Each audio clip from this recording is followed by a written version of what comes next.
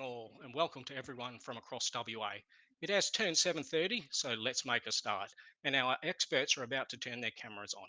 My name is Richard. I will be your host for this session, which simply means I'll be giving an introduction, running the polls and questions, a wrap up at the end, and controlling the technical side of things. I represent WACSSO, who in turn have represented P&Cs and parents in public schools for 101 years. Tonight, we have partnered again with industry training hubs for our second webinar, and this session is all about apprenticeships and traineeships. And I'm going to introduce our panel of experts. Winter from Industry Training Hubs, that is LW on your screen at the moment. We have Megan Strong from Industry Training Hubs as well. We have Joanne Turner from MEGT, Joanne Tanner, sorry, from MEGT, and Jessica Lambright from Apprenticeship Support Australia. They are going to be our experts for tonight, and they're going to have a good conversation.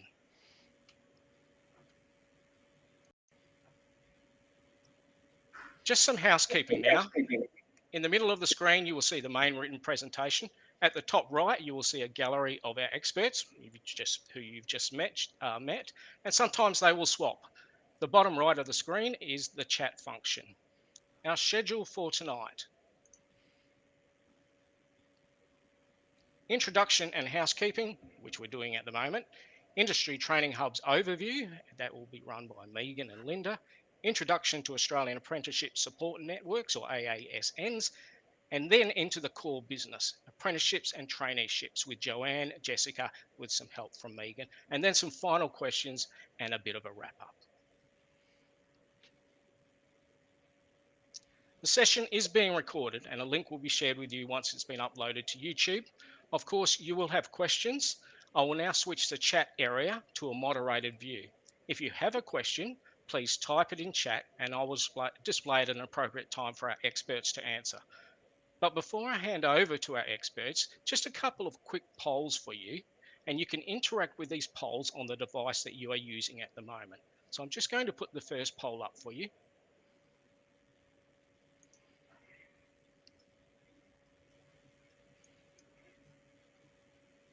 What year of schooling is your young person in? Not applicable, year 9 or under, year 10, year 11, year 12. Looks like we have 24 people online. That's good. Let's see if we can get everybody voting.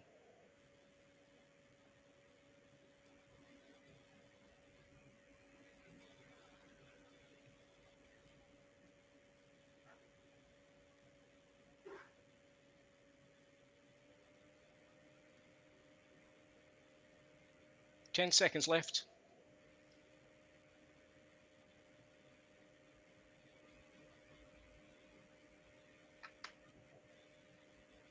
Okay, we come to 23, and I'm going to end voting there, and I will show you the results there. So the results are big contingent of year 10 parents here, and a few people who are not applicable. I imagine they would be vet coordinators at school as well.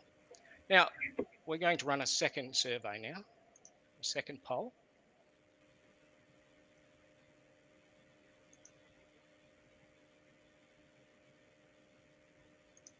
I'm also going to run this poll at the end. Rate your knowledge of apprenticeships, traineeships, and how to find one. Poor, fair, good, excellent, I'm a guru.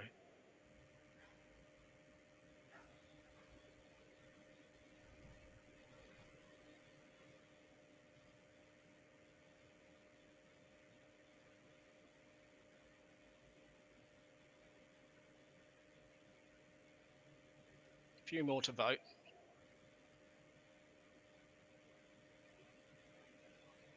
Okay. I'm going to end voting there. I think that's fairly conclusive. And hopefully by the end of the night, we will get that up to the good, excellent range. And that's up to our experts to do that tonight. I'm going to stop sharing those, close that down. Thanks for participating in that. I'm now going to hand you over to Megan, and Megan's going to take control of the screen and she's going to kick off. Thanks, Megan. Thank you, Richard. Can everybody hear me okay? All good. Yes. Okay. So thank you, Richard, for the introductions and again for your assistance in providing this platform for us to be able to reach parents and carers. And welcome to everybody that registered and that has joined us tonight. We appreciate you making the time in your own time. So we hope that you get some really great insight into apprenticeships and traineeships by the end of tonight. So we've got some great experts here for you. There will be some links provided at the end of the webinar and when it goes up onto YouTube through WACSSO, links to all of the sites, not only for the industry training hubs, but also for the 3 Australian apprenticeship support network providers that are available in WA. So I'm just going to give you a little brief about the industry training hubs and the background story around them. So the Chamber of Commerce and Industry WA were successful in tendering for 2 federal contracts for industry training hubs in WA, one in Wanneroo and one in Armidale.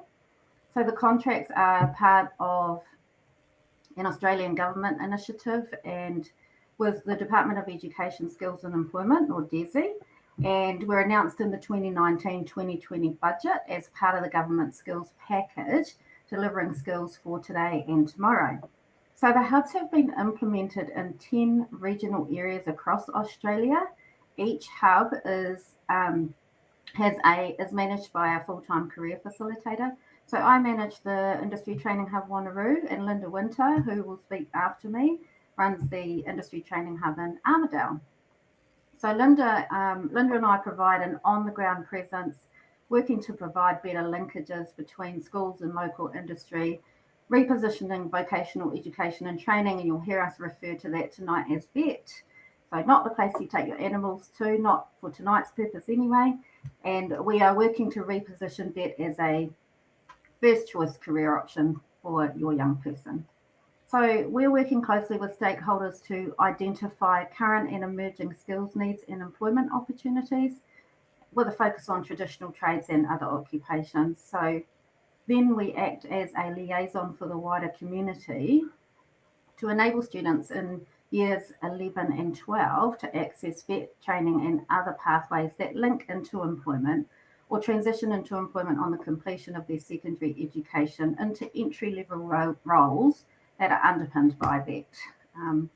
And then another function of the career facilitators is that we have an opportunity to identify and develop professional development opportunities, for those working in industry or educators. So there's some of that happening in WA at the moment. So just a little brief on the Industry Training Hub Wanneroo. So this region covers from Churchlands to Two Rocks and borders inside the Shire of Swan and Ginger, just there on the left. Thank you, Richard. So we are seeing some really positive outcomes in our region already through the work that the hub is doing, both for students and educators and also for stakeholders. So we've already seen improved access for students to VET offerings in schools, and professional development projects for industry professionals are happening right now. So they're up and running. So if you'd like to find out more about the Industry Training Hub Wanneroo, please connect with our Industry Training Hub Wanneroo LinkedIn page, which Michelle, who provides admin support, Michelle Grealish, for the Wanneroo Hub and does an amazing job and manages all of our socials. So please link with those and keep in touch on what we're doing. I'm not going to talk too much more about that because you don't want to hear me go on all night. And I'm just going to pass you over briefly to Linda so she can give you an overview of the Armidale Hub. Thanks, Megan. So as Megan has said, I'm the career facilitator for the Armidale Hub and operate just as Megan has explained. My area covers Southeast Metro from Victoria Park, the east side of Kwinana Freeway to the Jarrahdale Serpentine area. So we have quite large areas that we cover. We're working with all schools in all sectors, Department of Education, Catholic Ed, and also the ASWA, Australian Independent Schools. I'd also like to thank Richard and WACSSO for assisting us to get in front of parents, which is one of our KPIs from the federal government, is to try and get information out to parents about how great the vet sector is in this, and this series of webinars has enabled us to do that. Both Megan and I, although we don't work one-on-one with parents or students, if you've got questions, we'd be more than happy to answer them outside of this forum. We're also, I've also got some projects up and running, which is great, career development for teachers, and been doing quite a few activities with students where we've brought in industry to do some activities within their schools. So you may hear, we work predominantly with year 11s and 12s, and you may hear from your school that your students are involved in something that we are actually instigating. Just a couple of things. 22nd to the 28th of August is National Skills Week. There's lots going on in Perth and in some of the regions. There's regional stuff happening as well. Just if you Google National Skills Week, you'll come up with what's happening in WA, and you can check that out. One of the things that I'm doing in National Skills Week on the 22nd of August, that's the Monday, I'm running a year 12 Apprenticeship. So if there's anybody out there with year 12s and they're going to be looking for apprenticeship, please get in contact, because that will be happening in Armidale District Hall on the 22nd of August, where there'll be companies there that are actively looking to engage apprentices for the start of 2023. That's about all I've got to say. So I'm going to pass you back to Megan, who's going to do the introductions for the great talk you're going to listen to about apprenticeships and traineeships. Thanks, Linda. Okay, so we're going to get to what you all came here for. Once again, the topic for tonight's webinar is apprenticeships and traineeships. What are they? How to get one? So first, I'd just like to explain what an Australian Apprenticeship Support Network Provider is, or ASINS, as you will hear us refer to through the night probably. It's those of us that have worked with ASINS usually use that acronym. As you'll note, so the presenters for tonight are from 2 of WA's 3 ASINS, and acknowledging anyone that might have called in tonight from regional areas. You also have access to ASINS in your area. So you cannot start an apprenticeship or a traineeship without an ASIN. So they're really crucial in the link for your first point of call for all your queries about apprenticeships and traineeships. And they provide expert services and support from pre-commencement of a training contract, which is an apprenticeship or a traineeship, through to completion, and sometimes beyond that. So they're also able to provide assistance to businesses to recruit apprentices and trainees, and can inform anyone on state and federal incentives when taking on new apprentices and trainees. So in WA, we have 3 ASINs.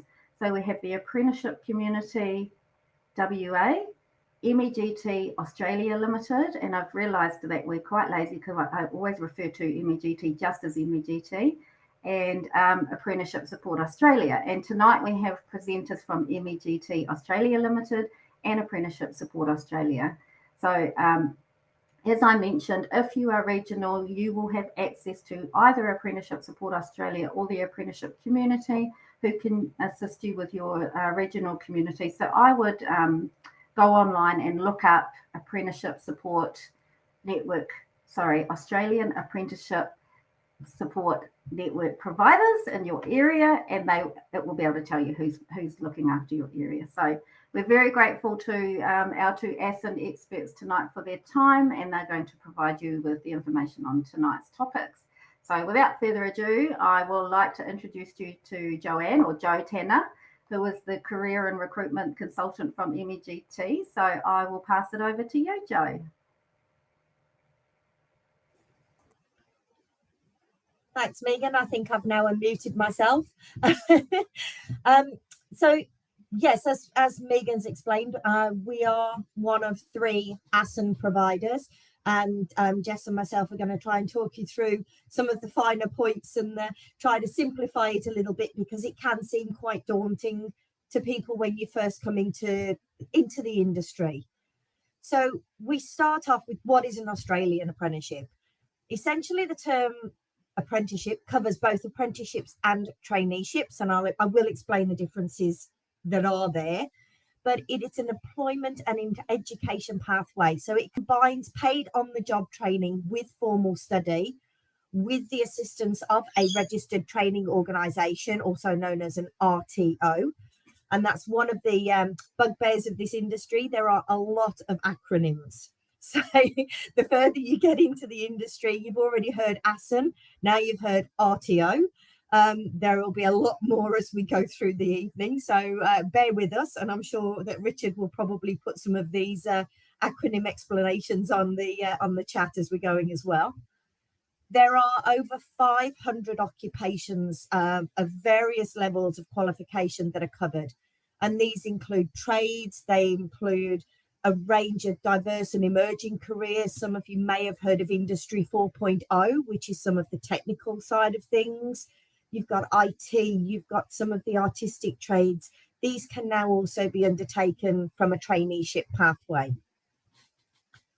So, as I'd mentioned, the difference between apprenticeships and traineeships, the apprenticeships are generically those trades areas. So it's the building and construction trades, it's commercial cookery, it can be automotive, engineering, manufacturing, and the nominal term or duration depends on the qualification. It's usually a Certificate 3 level, and it can take between 36 and 48 months. Now, traineeships can be Cert 2s, Cert 3s, Cert 4s, and some diploma levels, and can take anything from 12 to 24 months, dependent upon that level of qualification. And they cover all those other areas as well. So you've got your business, the retail, community health, childcare, hair and beauty, financial services, IT, all of those things. And I do apologise if you hear a squeak in the background. I have a pet bird that likes to join my conversation, so everybody can laugh at that one. So, it's gone backwards, sorry. Okay, so who's involved? This is quite a big group of people. A lot of people would think that the apprenticeship is just the apprentice and the employer, but that's not the case. There is a whole heap of people involved in this. There is ourselves as the ASN, or also known as the Apprenticeship Network Provider, so ANP. Then there's the apprentice, the trainee, the employer. If the person involved is under 18 years of age, then the parent or guardian must also be involved. They are required legally to sign the training contract. The registered training organisation, so the RTO. Then upon signing, there's the state training authority. So they're the local state government that ensure it's a legal qualification that you're undertaking, that obviously those T's have been crossed and the I's have been dotted, and this is actually going to be ethically correct. It's the right qualification for you to be doing in that workplace. There's no point saying that you're going to be an apprentice chef if you're working in a bricklayer's yard. It's making sure that the things all tie together and are working cohesively. And then there's the Department of Employment, Skills, Small and Family Business, DESPA. That's the federal government, also known as DESI. They are the final ones that make sure that they oversee the whole process and that things are obviously working correctly for all involved. When you sign into an apprenticeship contract, it is a legally binding document. So therefore it contains certain obligations, but not just for the apprentice and trainee, but for the employer, such as ensuring that they are giving you the support in the workplace, making sure that if it's a day release or a block release to attend TAFE or your training, that they are allowing you to go. Hence the reason it's so important to make sure that you are working and you have engaged an ASN provider, because there are sadly some unscrupulous businesses that may say, yes, of course you're an apprentice, but unless you've signed into a formal contract, you're not covered by these laws and by these obligations. And sometimes people, especially younger people, can be taken advantage of. The training contract also shows information such as the duration of your apprenticeship, the minimum working hours, the employment award that your employer uses, and some of those important details that are also relevant to you as you're going through that process.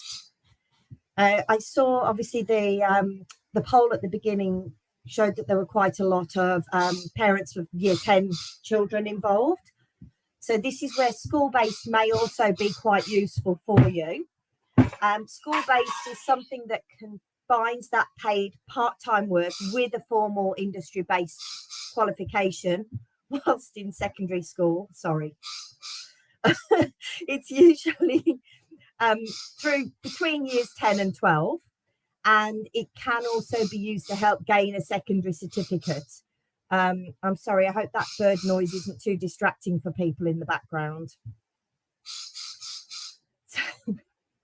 So the training can be done whilst in school, and it can also be continued with the same employer once finishing school. So you could start the apprenticeship or the traineeship in years 11 and 12, and then continue with the employer afterwards. So it's a really good way of getting to understand whether the apprenticeship is a correct pathway for your child to undertake. It goes towards the WACSSO scores. The child also gets to earn some money, so not obviously always as reliant on the bank of mum and dad. They do gain some really fundamental workplace skills, and it helps to kind of show them what it's like being out there in the real world, as well as those nationally recognised qualifications that they're obtaining. There is also access to potential government financial support and personal benefits. And some of that prior study may also be utilised if they decide afterwards to go to university, and they can utilise some of those courses and the qualifications as they go to uni further down the track. I'm going to put myself on mute just to go and sort this out and hand over to Jess, if that's okay. Thank you, Jo. So some really good information there, and if you have any questions, feel free to ask them, and Richard can pass that on. So we're going to pass over to Jessica, or Jess Lambright from Apprenticeship Support Australia, and Jess is the school-based training support officer for Apprenticeship Support Australia. So thank you, Jess, for giving us your time tonight also, and I'm going to hand it over to you. Thank you for having me. Can you hear me okay? So I think one of the big things, once you know what an apprenticeship and a traineeship is the next one is how to find them. So what we recommend is that students, parents, you cast a really wide net and use a number of options to help you find an apprenticeship or a traineeship. So the very first place I would start is with the ASINs. So Apprenticeship Support Australia, Apprenticeship Community, and MEGT. We all offer a range of support services to provide assistance not only to job seekers, but also to employers. So we will have an employer call us looking for an apprentice or a trainee, and we'll have a trainee calling us looking for an apprenticeship, and we put you together. One of the things that all of us have in common is we have jobs boards. At the end of this presentation, we have all of the jobs boards posted, so you can go and have a look to see what is actually being advertised right now. You can also set up an alert, so every time a new job comes up that's in your field of interest, we would email you that opportunity. For Apprenticeship Support Australia, you can call us directly for career guidance if you have any questions about finding an apprenticeship, and just basically to get assistance. You can book a consultation, and we're happy to help. The next thing there is group training organizations. I've popped some little symbols at the bottom of the slide. So group training organizations they're an organization that will hire you, and they're your employer. They'll provide your training, and they will put you out to different host employers. We've got programmed MPA skills, hospitality group training, electrical group training. These are all great organizations that you can approach directly, apply with them. They also have jobs boards, and you can see what's on offer. Job websites. So we have, probably all of you are familiar with things like Seek, Indeed, Jora, which is spelled Jora. All of these are fabulous places where businesses will actually advertise for apprenticeships and traineeships. Social media.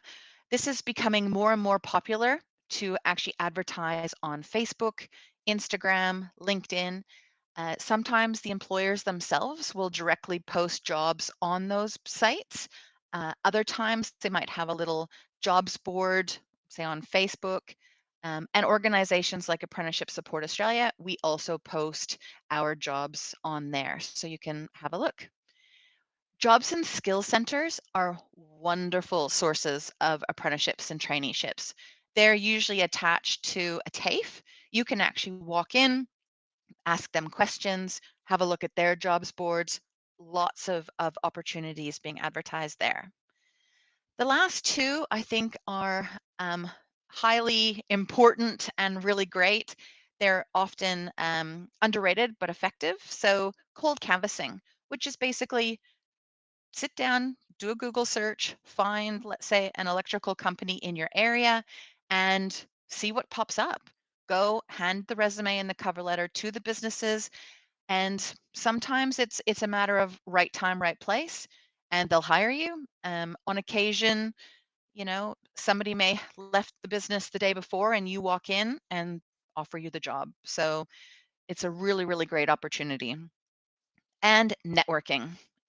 That old adage about it's not what you know, it's who you know, absolutely in this case as well. So tell your friends, friends of friends, family members, teachers, whatever, and hopefully this will pop up with an opportunity. Now, as we said before, number of employers contact us directly looking for apprentices and trainees. And constantly we ask them, what are you looking for? What do you want in an apprentice or a trainee? And top of the list, they simply want an applicant who wants to work for their business. What we say to apprentices and trainees is do some research on the company, find out what their specialties are, what do they focus on?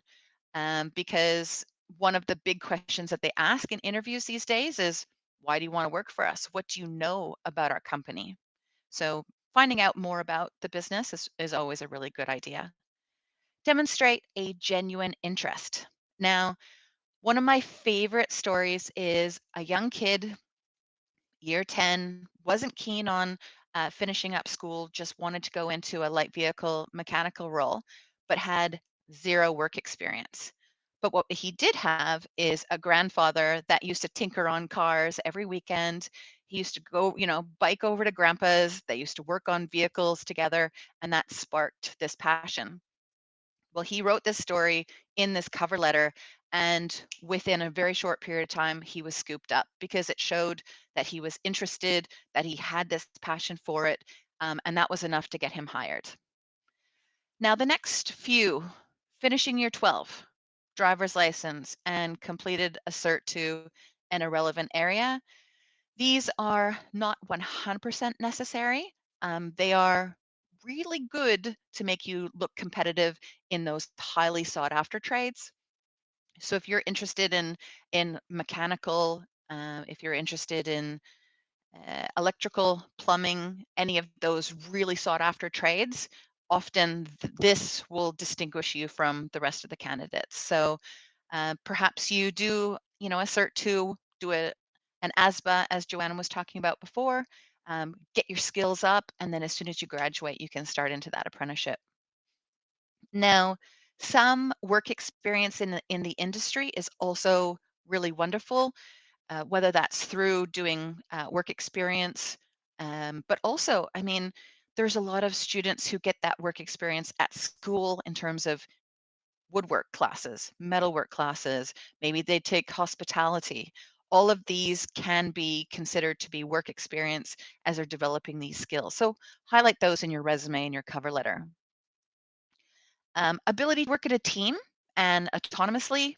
So maybe you get that resume going and you talk about the sporting team that you lead, or any other of your extracurricular activities, and highlight these. And lastly, good communication skills. So whether it's written or verbal, these are great, and employers are looking for that. All right, now presuming everything goes great and you get the job and you're hired, obviously we want to make sure that you keep it. So we encourage students and young people, make sure that you've got great personal presentation, you're punctual, and you have good attendance. My job, I also do a bit of mentoring where businesses call me and ask for help. Sometimes I get an employer who's calling me and saying, person ABC is just not showing up. They're, constantly late, constantly absent. This can sometimes work against the apprentice or the trainee. And often, this could lead to them being terminated. So the things that are on this slide help you to keep that job once you've actually found it and are hired. That willingness to learn, love it. Put your hand up, ask questions, get involved, seem eager, that positive attitude. And the last two, I think, are probably super keen. Keep up to date with your TAFE. Keep up to date with any of your on and off the job training. For those electrical people, those e-profiling logbooks, don't fall behind. And lastly, sometimes we all have personal issues that sort of pop up from time to time. We encourage apprentices, if they do have these professional and personal issues clashing, call up a mentor at one of the ASINs and we can help. We can help with all sorts of the personal and professional issues. And Joanne, I think, is probably going to talk about those in a sec. Thank you.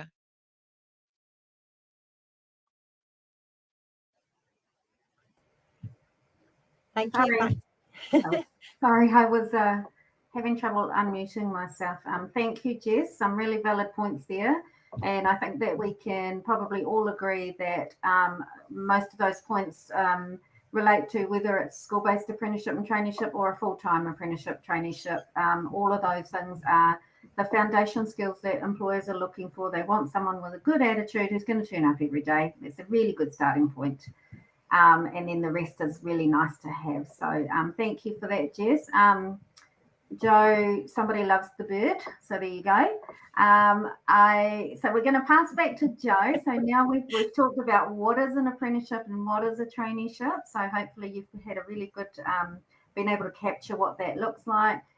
Jess has given you some ideas to pass on to your young person about what it is that they need to do to try and source one, and then how to source, where to get one, and then how to present themselves to be able to secure it.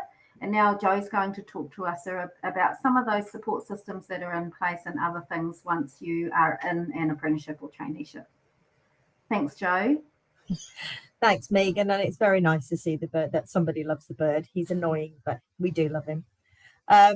Once somebody's in their apprenticeship, you do actually get access to a whole range of pastoral services. Now, from pastoral, this means just support, guidance, assistance. Jessica's already mentioned that she also undertakes some of that mentoring service. And what this entails is that if you do encounter difficulties in the workplace, there is a third party there that you can contact. You can pick up the phone, you can speak to. You can actually, even if you think it may be something silly, you can actually, there's somebody there. We don't just sort of sign the contracts and the paperwork, walk away and go, thanks for that, see you in 4 years. We're there throughout that process. There are constant, as we say, touch points at various points throughout the apprenticeship. But the mentoring services is there for the apprentice straight through. So the difficulties in the workplace, it could be issues around training, around the training contract. Maybe it's not what was expected. Maybe the course isn't correct. They can potentially help you speak to your training provider. Things about the release from the workplace, if there are issues there, they can speak with the employer to explain about those obligations. Sometimes during the apprenticeship, somebody's personal situations may change. Maybe somebody decides they're moving out of home, or they need to move into another accommodation, or they find that the apprentice wage isn't enough for them and they're having problems financially or with transportation. These are all things that we can't kind of give money or a house, but what we can do is help connect you to the financial assistance services, to the housing or transportation services. We've recently had a situation with one of our apprentices over in Queensland, whose accommodation basically got wiped out in the floods, and he couldn't get to work. He'd got no car, he'd got no home, and the company actually organised some housing vouchers for him and got him set up with some accommodation on a temporary basis to help him get through this. Now, that one's a little bit of an extreme situation, but there are services there that we can help connect to. There are mental health issues, relationship difficulties, grief, drug and alcohol services we can help to connect to. There's also quite a strong emphasis on helping address any cultural needs, maybe help locating any services or support in that area. Lots of information to help you and your young person, the apprentice, once they're in that apprenticeship contract. So it's not just a case of, they can't help me. Always pick up the phone and check, especially at the moment. We know there are a lot of queries, a lot of concerns when it comes to issues around COVID related illness. Hairdressing salons is a really big one that, one person might have COVID, the other could be close contacts. There's a lot of areas. So this is where the mentoring services is there throughout that process. So it's a really big aspect of trying to ensure that the apprentice completes, that they get their trade, they walk away with that certificate. There's nothing worse than seeing somebody do 3 years of an apprenticeship, and then for something that could potentially have, one of the team could have stepped in and maybe helped have them complete, but they've thrown away 3 years of that training. So that's where mentoring sort of stands on its own. So hopefully that it isn't needed, but it's there. It's that support mechanism. And I will leave it at that point.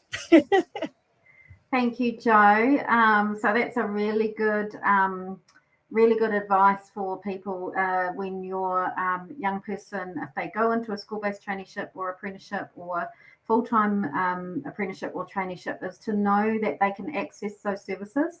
The other thing to note is that if you are in a training contract, or one of your family members are signed up into a training contract, that they can contact their ASIN, and that conversation is totally confidential. So, and that goes both ways, because we have a lot of parents that are business owners, general managers, execs. So that goes both ways. If you can contact your ASIN to have a confidential conversation about your apprentice or trainee, or vice versa. So I think that's really important to note. And for regional, those that live regional, sometimes you might only have access to a industry consultant. There might only be one on the ground, but that doesn't mean you cannot access support in the Perth Metro through the 1-800 lines with your local ASIN.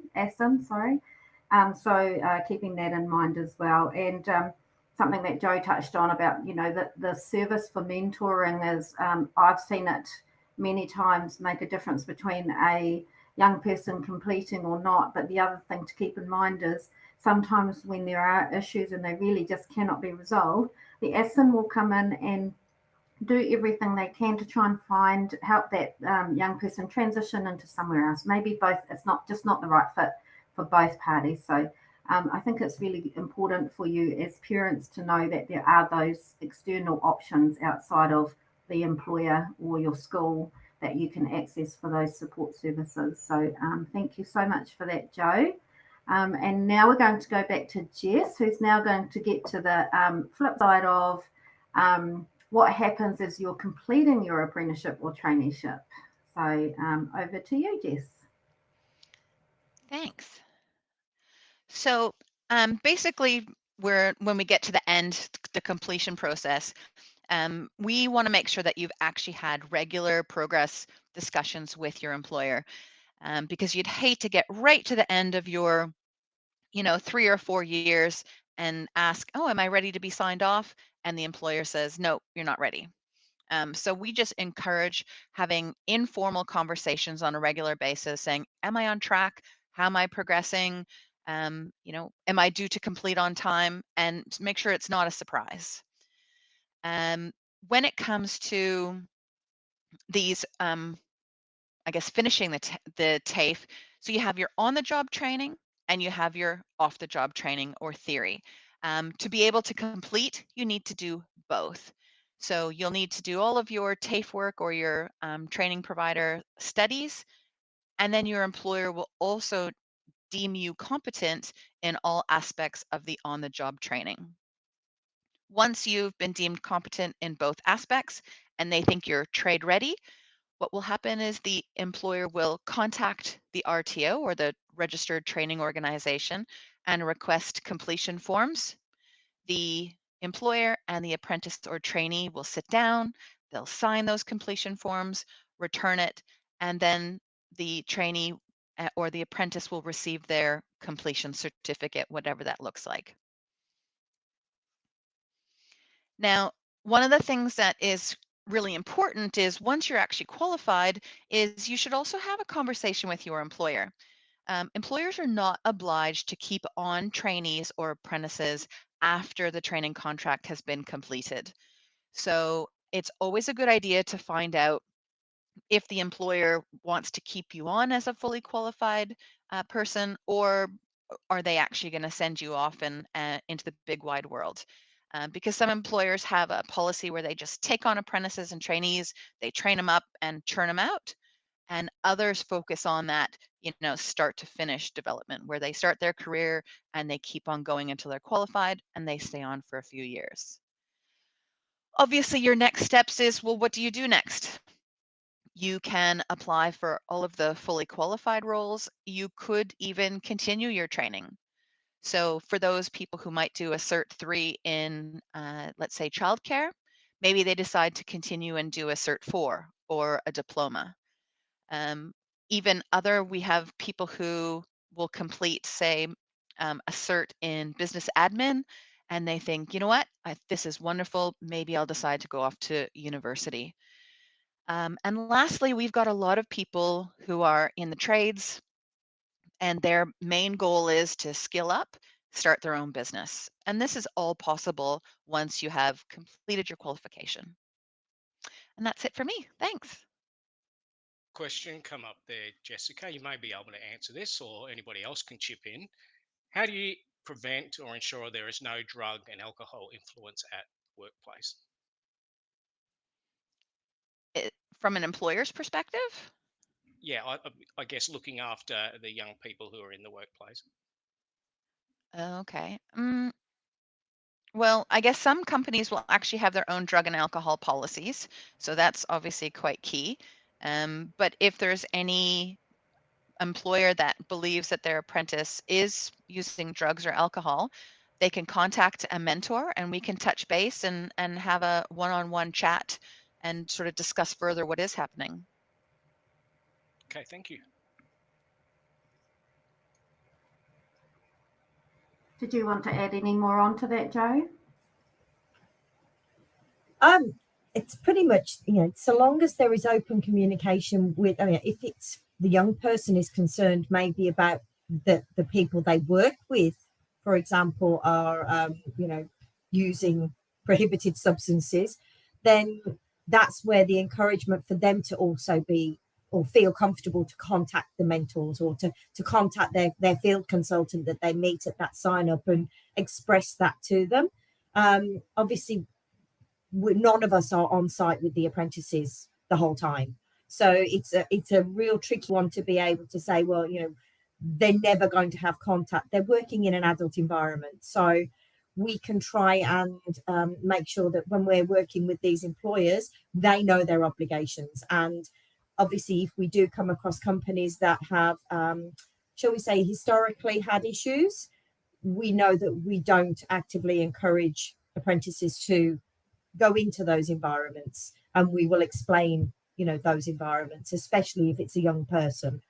But it is a tricky one. You can't know right off the bat that maybe Joe Blogg's building around the corner likes to sit and smoke weed on the corner every Friday lunchtime. It's something it's impossible to know. So those open communication lines are really important, and knowing that the mentors are there to help. Thank you, Jo. Are there any other questions for us, Richard?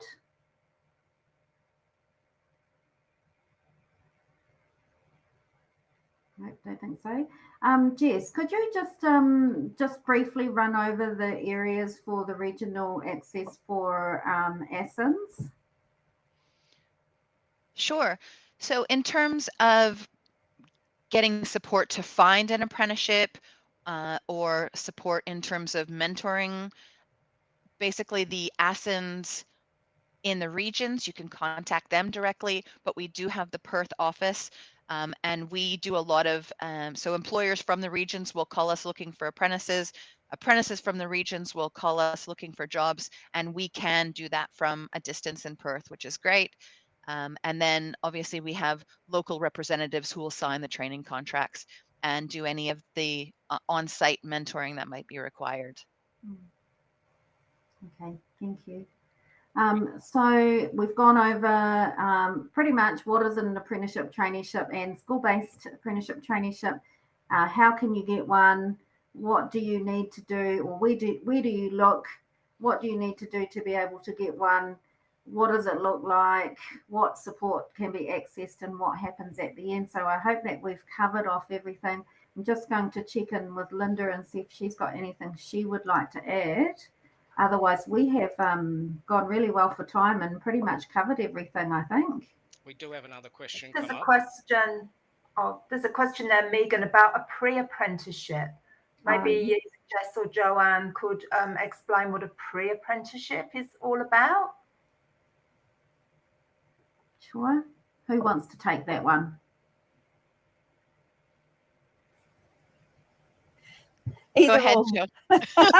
Either You'll or. start. I'll pop in after. Pre-apprenticeship is essentially it's a certificate 2 qualification, and that's we call it a little bit of a taster. It's a career taster. They can do a certificate 2 in automotive servicing technology, in engineering. They could do the salon assistant. There's a lot of Cert 2 qualifications that can be done in high school, and that actually will give them a head start on the apprenticeship. It doesn't sort of start them 6 months in, but what it can do is it can theoretically take a little bit of time off the end of the apprenticeship because they've got that really good foundation. So doing it through years 11 and 12 in high school is fabulous, especially if it's something along the lines of the construction industry, because it also gives them chance to not only get that taster, but maybe even get a driver's license. If you're a carpenter who can't drive to a work site, sometimes that can be quite tricky. They can't bring the house to you. So those Cert 2s are really useful. So some of the schools, when you do them Cert 2s, they'll do them sometimes just in high school as part of the curriculum, and then other times they'll do them actually as a school-based traineeship, where the student can actually be out earning money and getting paid for those hours that they do in the workplace. But each school is different, and some schools do them and some schools don't. So it is down to each individual school and how the school kind of manages that aspect of the process. Thanks, Jo. And I can, because we are dealing really closely with industry stakeholders, and I can vouch that they really value young people going into entry-level roles that have done the pre-apps, because not only have they learnt those foundation skills that employers are looking for that Jess mentioned, and how to get an apprenticeship or traineeship, so they've already learnt some really key workplace habits and employer expectations, but also they've got the foundation skills to start the technical side of things. And so, as Jo said, they generally can that can result in maybe a little bit of time taken off at the other end. So thank you for that, Jo. I think we might have some more questions Richard. Yes, some more questions there. You have 3 more. Okay, great. Karen's is the first. Karen, just. I My can't boy- actually see Can you them. see it? No, Okay. I can't see them. I'll, sorry. I'll read it out for you. My daughter wants to do a Cert 2 in hairdressing in Year 11. If she was to do this, would she automatically be connected to an AASN through the school? Do you want to take that one, Jess? I can do. So she would probably be doing a Cert 2 in salon assistant, because hairdressing is a Cert 3, and you wouldn't be able to do that as a school-based apprenticeship or traineeship. So the salon assistant, but essentially, once you have, if you're doing it as a school-based traineeship, you would find the employer, and the employer would contact us or one of the other ASINs. We'd sign up the training contract, get all the parties involved. The school would be obviously okaying it as a school-based traineeship. But yes, that's how we get involved. Once the school and the employer and you all have a discussion, employer calls the ASIN, and then we sign a training contract. Did you want to add Brilliant. anything, Joe? No, she's all good. That's pretty much it. Michelle has asked a question. Can any school-based traineeships also give kids paid employment? That's pretty much as we said before. You know, if the Cert 2 is just in high school as part of the curriculum, then that's not a traineeship. But if they do it as a traineeship pathway, as a school-based, then there is usually a minimum of an 8 hours employment. And sometimes the students may do that on a Saturday, sometimes they may do 1 day a week, or even if it's hospitality based, they may do a few hours a night over a couple of nights a week to get those 8 hours. Okay, a question from Nicole. Are pre-apprenticeships only offered by TAFE, and are they accepted only on their grades? So pre-apprenticeships are done at a variety of training providers. They can be private or it can be a TAFE. So for instance, if you're interested in doing a pre-apprenticeship, it can be done also through one of those group training organizations that we spoke about before. So there's a number of different organizations that will offer pre-apprenticeships. There was a second part that I think I missed. Are pre-apprenticeships only offered by TAFE, and are they accepted only on their grades? If you're doing a pre-apprenticeship, there are some, especially the private organizations, that will do a little bit of aptitude testing. And so you may be gained entry on your abilities and your grades, but that's dependent on the training provider. Great, thank you. Okay, some more questions. Where would I find specific Boilermaker apprenticeships? Jobs boards. Jobs boards. Jobs. Yeah. And they're usually known as fabricator, as opposed to Boilermaker these days. And once we've completed tonight, these slides will actually be sent out to everybody. They will have active links in them, and all the links all the places we've spoken about tonight, you will be able to contact with those links. Another question. I believe Boilermaker or prefabricator engineer is skill in demand in WA, so I bet there's quite a few out there on the jobs boards. Thanks, Linda. If my son's school doesn't support the apprenticeship that he wants in year 11 and 12, what other options does he have?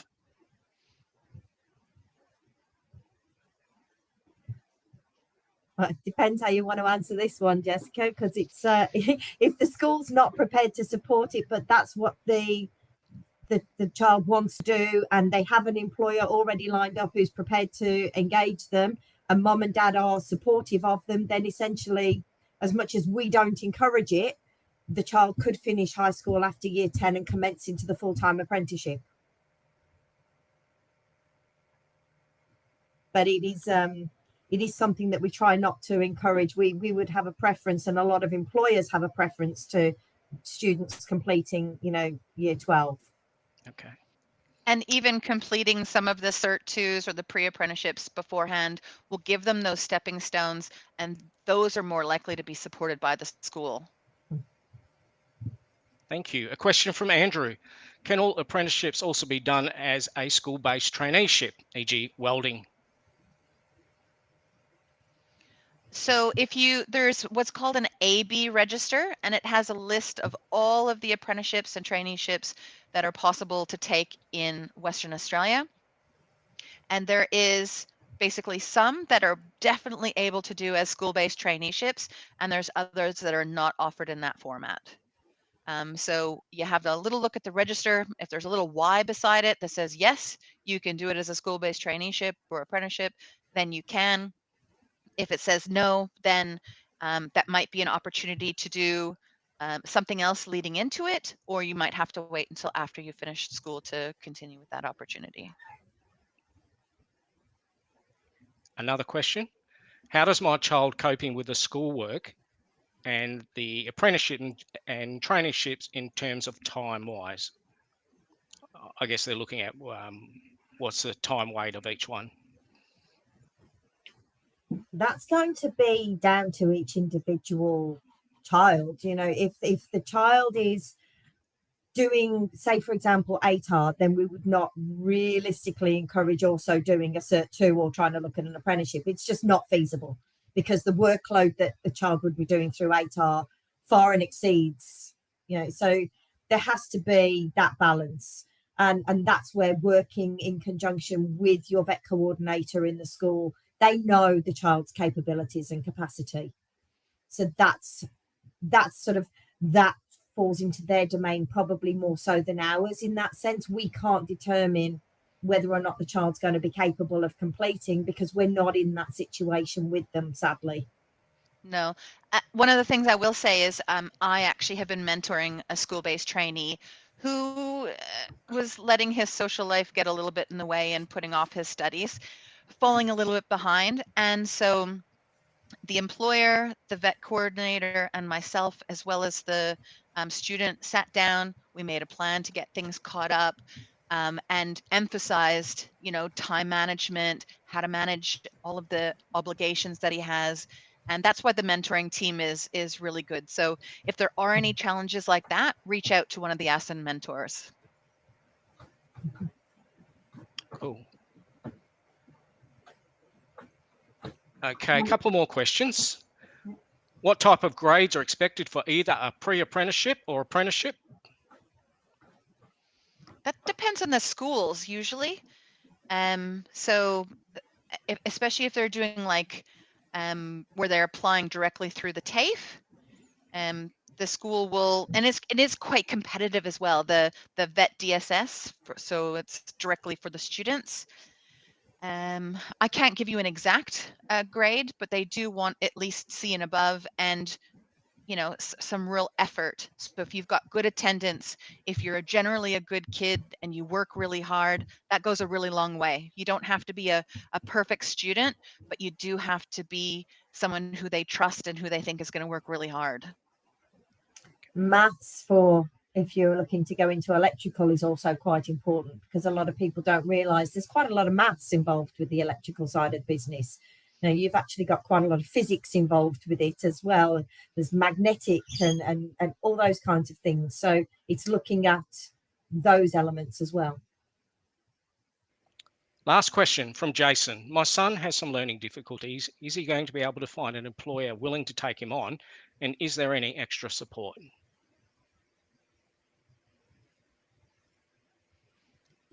So one of the things we have, especially if a young person has a diagnosis of a disability, we can actually have them apply for a disability. It's called DAWS, and basically it opens up a lot of additional support at the training provider. So it might be, for instance, extra assistance with assignments. It could be a tutor. It could be someone who's a scribe. There's a lot of additional assistance that is available, and that would depend on the learning disability and what support they need. But yes, that can be unlocked for sure. Thank you, Jessica. That is the last of the questions. Would anybody like to say anything to wrap up?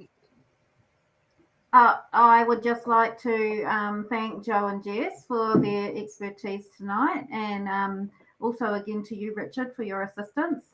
We obviously couldn't do it with my technical abilities. This would not have happened. So thank you. Mine neither. I'm going to put you to the test now. I'm going to put the survey up that I put up at the beginning Oh no. and see how we went. Okay, great. So, do we get a passing grade? You get a passing grade. Okay, attendees, how have we done? Rate your knowledge of apprenticeship, traineeships, and how to find one now.